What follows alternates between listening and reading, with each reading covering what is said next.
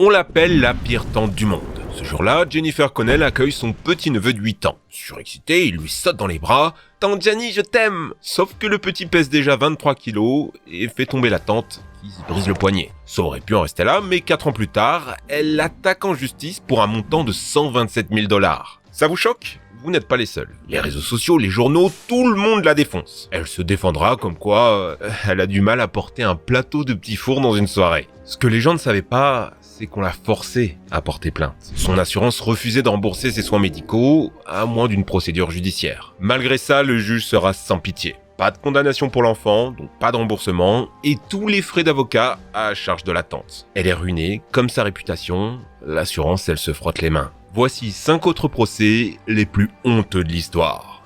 Le café qui fit trembler McDonald's. Est-ce que vous connaissez les Stella Awards ? C'est le prix qui récompense les procès les plus ridicules aux États-Unis. Le cliché de l'américain qui veut toucher des millions en portant plainte pour n'importe quoi. Il porte ce nom en référence à Stella Liebeck, la femme qui a gagné 2,9 millions de dollars après s'être renversée du café McDonald's sur les genoux alors qu'elle conduisait. C'était en 92 et à l'époque ça avait fait la une des journaux. Le plus grand scam de l'histoire. Le pauvre McDo mis à genoux par une spécialiste de l'arnaque, abusant du système américain. Disons-le, cette réputation est injuste. C'est tout sauf une arnaque, sinon du côté de McDonald's qui a tenté de manipuler les masses. Déjà, la victime Stella était une femme de 79 ans. Elle ne conduisait pas, elle était passagère et son petit-fils avait bien arrêté la voiture pour qu'elle puisse mettre son sucre dans le café. C'est en retirant le couvercle que le gobelet s'est plié, que le liquide a débordé et c'était violent. Le café va la brûler au 3e degré sur les cuisses, les fesses et l'entrejambe. Stella va passer 8 jours à l'hôpital, subir plusieurs opérations, notamment des greffes de peau, handicapée pendant 2 ans. En plus, on est aux États-Unis, donc les frais d'hôpitaux, c'était 11 000 $. À quel point il était chaud ce café ? 90 degrés, quasi en ébullition. Un bon café, c'est 55 degrés, pas besoin de plus. Surtout dans des gobelets en carton aussi fragiles. Du coup, Stella a demandé à McDo de lui rembourser ses frais médicaux. Le café renversé, c'était sa faute, elle l'a jamais nié, mais il était clairement trop chaud, dans un conteneur pas adapté. McDo, à la place des 11 000 $, lui propose 800. Oui, elle a décidé de les attaquer en justice. C'est là qu'on va découvrir qu'en 10 ans, plus de 700 personnes s'étaient brûlées avec ce même café. Dans des circonstances similaires. McDo connaissait le problème, mais s'en moquait complètement. Stella va tenter de régler l'affaire à l'amiable, plusieurs fois, mais McDo refusera tout le temps, confiant derrière leur armée d'avocats. Le jour du procès, c'est la douche froide. Les juges sont choqués de l'attitude de la firme. Ils décident d'en faire un exemple. 160 000 $ de dommages et intérêts et 2,7 millions en amende. À l'époque, ça représentait juste 2 jours de bénéfices sur les ventes de café McDo. Alors oui, en titre d'article, ça claque. Mais dans les faits, c'est pas si fou. D'autant plus qu'après le verdict, McDo font appel et réussissent à négocier un nouveau montant avec la victime. Cela va juste toucher 300 000 $. Mais McDo ne va pas lâcher la vieille dame. Les équipes de communication vont tout faire pour la rendre ridicule, en créant de fausses associations, intervenant dans les médias, dégradant son image. Le but ? Dissuader d'autres personnes d'en faire autant, de faire croire que les procès abusifs étaient un abus de droit. Et ça a marché. La preuve avec le fameux Stella Awards ou les gros titres des journaux qui ne racontent que la moitié de l'histoire. Le faux procès est devenu un cliché alors que les Américains portent moins plainte qu'avant. Stella Liebeck, elle, épuisée par l'accident et les procédures judiciaires, meurt en 2004. Il y a un autre exemple du genre ultra célèbre, celui d'un homme qui téléphonait dans une cabine quand un conducteur alcoolisé l'a percuté. Après l'accident, il décide d'attaquer en justice, non pas le camionneur, mais la compagnie de téléphone. Tout le monde trouve ça ridicule. Même le président des États-Unis en parlera pour critiquer les procès abusifs. Évidemment, raconter comme ça, c'est stupide. Mais l'histoire est plus compliquée. Déjà, il faut savoir que l'homme a vu la voiture lui arriver dessus, mais qu'il n'a pas réussi à ouvrir la porte de la cabine qui était défaillante. Un accident similaire avait déjà eu lieu, la dite cabine avait été jugée trop dangereuse pour être mise là, mais la compagnie n'en a rien eu à faire. La victime a dû se faire amputer d'une jambe, subir des greffes de la peau et a fini en chaise roulante dans l'incapacité totale de travailler, noyé sous les factures. Alors oui, il a fait ce qu'il a pu, et la compagnie de téléphone était bien en tort. Ces procès te font peur, et si ça t'arrivait à toi ? Imagine, un hacker s'empare de ton historique, qu'est-ce qu'il va y trouver ? Oui, c'est le moment de se protéger avec CyberGhost VPN. Change ta localisation, cache ton IP, deviens invisible sur internet comme un fantôme. Ça te permet de passer à travers les sites malveillants et les voleurs de vie privée. Non, mais moi j'ai rien à cacher, je vais pas payer pour rien. Non, je te vois, tu dépenses 10 € pour Spotify tous les mois, alors qu'en passant ton IP en Argentine, tu pourrais l'avoir pour 1,50 €. Pareil avec YouTube Premium. Tu augmentes aussi la valeur de tes abonnements Disney+, Netflix et autres sites de streaming, puisque tu as accès au catalogue mondial, pas juste le français avec toutes ces géorestrictions. Abonnement, tourisme, CyberGhost VPN a plein d'astuces pour rendre la vie moins chère. Regarde Life 1 gratuitement et en français en te connectant sur la chaîne RTBF belge. En cyberghostant leur IP au Japon, l'équipe a économisé 200 € sur leur billet d'avion. En faisant l'inverse, ils pourront y regarder leur animé favori en français, même sur place. Facile et pratique, pas d'excuses. En plus, chez Trash, on a une giga promo, moins 83% de réduction et 4 mois gratuits, disponible sur cet appareil, 2 € par mois pour toi, ta famille et tous tes potes, sur PC, mobile, console et Smart TV. Je continue, 30 millions d'utilisateurs, service client en français 7 jours sur 7, 5 étoiles sur Trustpilot, satisfait ou remboursé sous 45 jours. Aucune excuse, cliquez sur ce lien en description.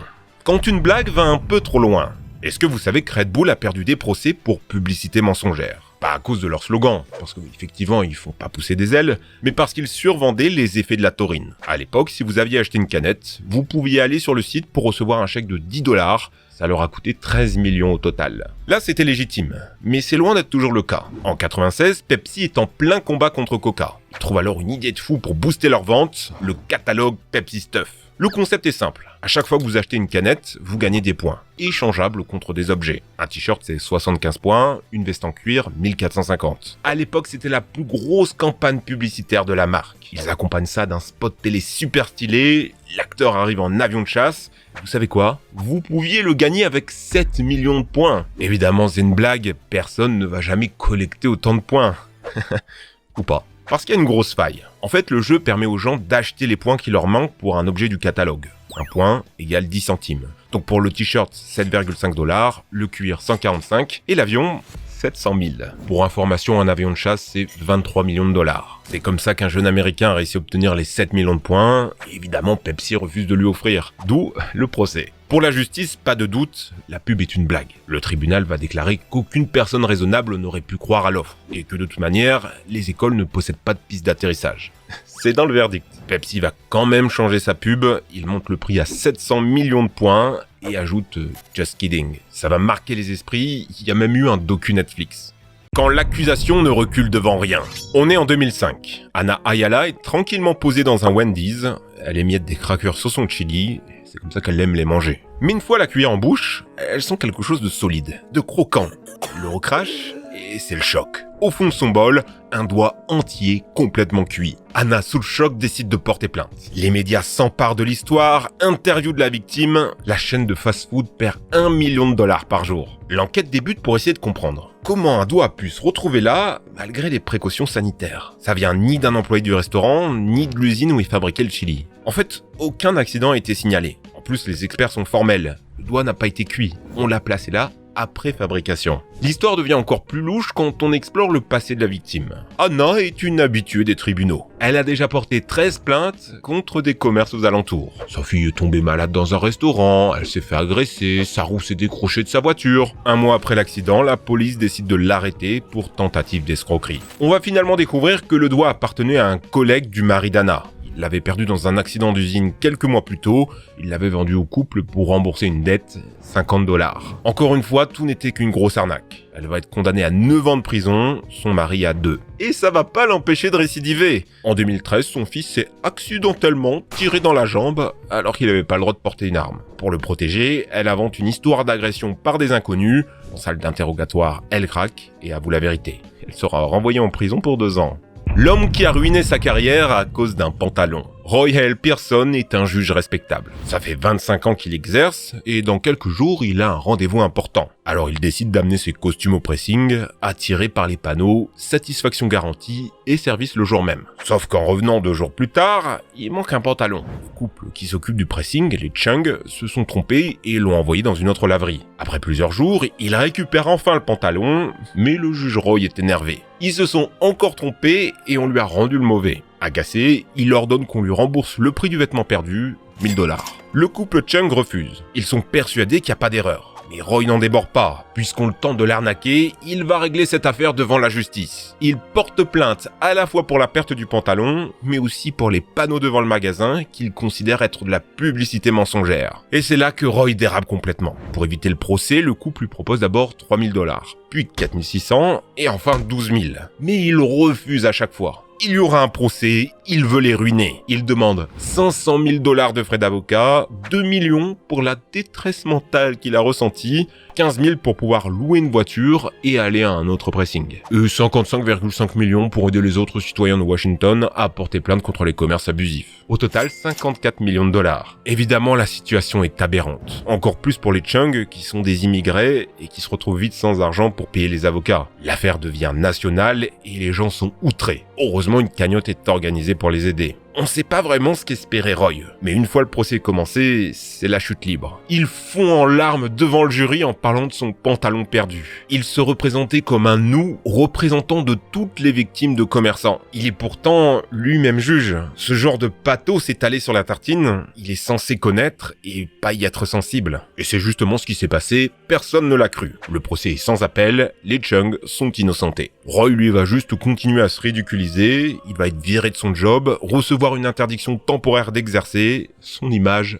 ruinée. Il va continuer pendant des années à faire appel de la décision, pourrissant la vie du couple coréen. Ils vont même jusqu'à abandonner une partie des charges pour que Roy arrête ce supplice. Le calvaire va durer 3 ans jusqu'à ce qu'il épuise toutes ses options. Parce que même si ces histoires peuvent paraître amusantes, il y a une réalité derrière tout ça. Le système juridique est une violence psychologique et financière, épuisante pour les plus faibles. En France, la durée moyenne pour obtenir une décision de justice, c'est plus d'1 an. Alors ça décourage beaucoup de porter plainte. On aurait aimé un système plus simple, moins cher, moins pompeux, plus accessible. Mais ça reste nécessaire de le faire, pour faire éclater la vérité, que chacun exprime son point de vue, et qu'ainsi vous puissiez obtenir une réparation juste ou une condamnation si faute a été commise. Encore merci à CyberGhost VPN, protégez-vous des dangers d'internet, faites des économies et faites sauter les géorestrictions pour seulement 2 € par mois, le lien est en description. Si vous aimez les histoires folles de procès, on en a fait une vidéo qui a cartonné, c'est assez dingue ce qui peut se passer dans les tribunaux, je vous attends dessus.